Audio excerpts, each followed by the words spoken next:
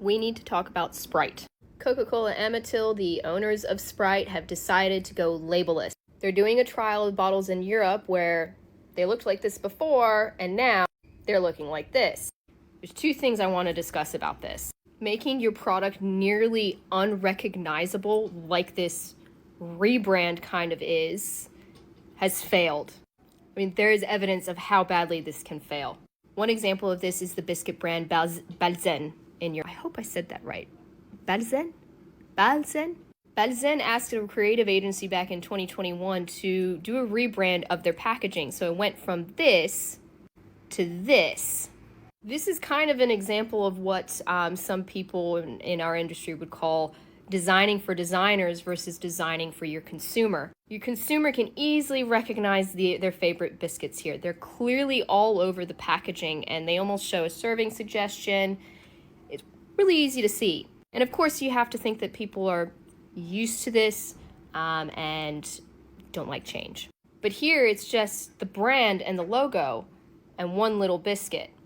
Balzen's sales declined because of this rebrand, or at least that they've pointed to it, because I guess they had evidence that showed that post-rebrand their sales went pretty badly versus pre-rebrand and the way they were tracking before it happened. So when Sprite is going from being like this to going labelless, I think that's a bit of a recipe for disaster, because you know what this looks like?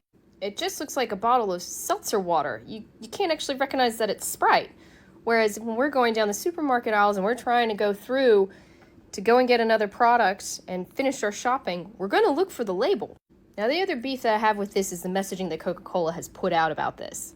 According to Coca-Cola Amatil, they have removed the labels to make it easier and to simplify the recycling process. Plastic recycling in quite a few developed countries is not that great.